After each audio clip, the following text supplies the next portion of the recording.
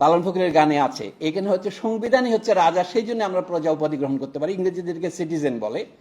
তো সেই জন্য বলছি সংবিধানের অধীনে যেমন আছে, শাসন ব্যবস্থার অধীনে আমরা বাস করি, কারণ শাসকদেরকে আমরা অনুমতি দিয়েছি।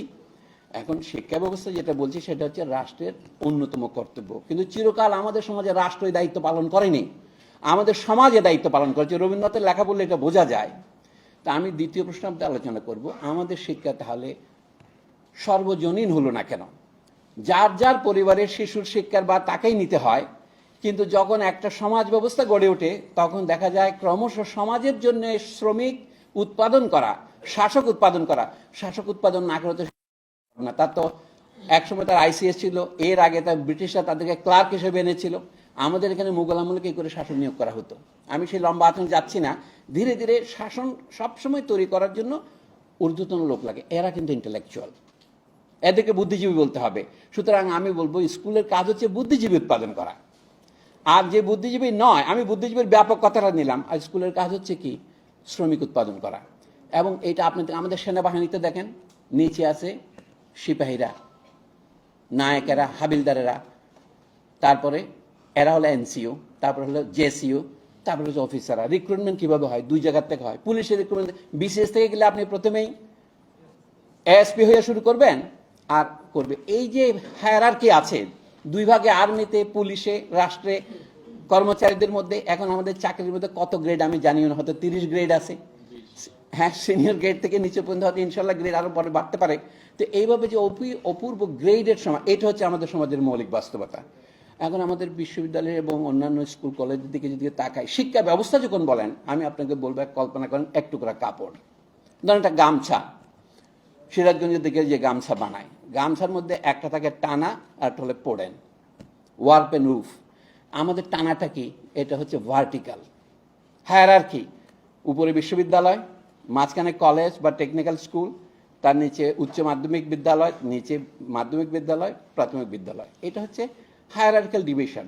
আপনি একদিনে তো সমস্ত পৃথিবীর, লেনিন বলতেন সারা পৃথিবীর কৃষিকাজ 1 একরের উপর আপনি করতে পারবেন না, আপনি 1 বছরের মধ্যে আনতে পারবেন না। আপনাকে এটা 20 বছর বা 18 বছর বা 16 বছর বিস্তৃত করতে হয়।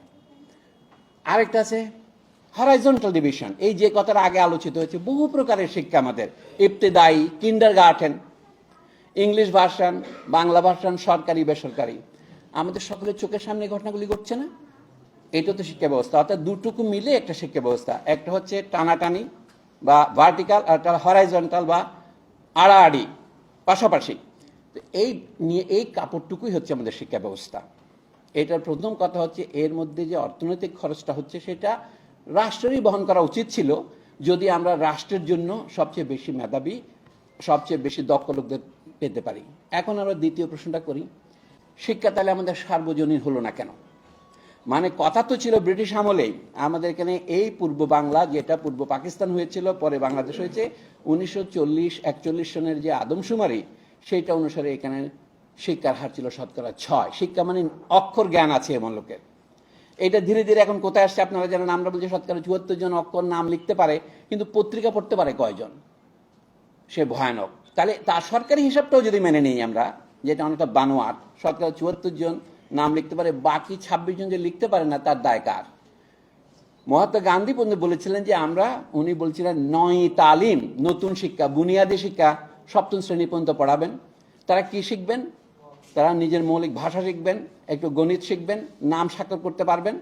সেইটুকু শিক্ষাও সবাইকে দেওয়া, শুধু আমাদের দেশে নয়। দেখেন ভারতে, এমনকি পাকিস্তানেও এটা সম্ভব হয়নি, শ্রীলঙ্কা হয়তো একটু হার বেশি। এইখানে আমাদের একসাথে ভাববার ব্যাপার আছে। এটাই বলছি, বর্তমানে আমরা যেখানে এসছি, এখানে আমরা নতুন নতুন শ্রেণী বিভাজন তৈরি করেছি।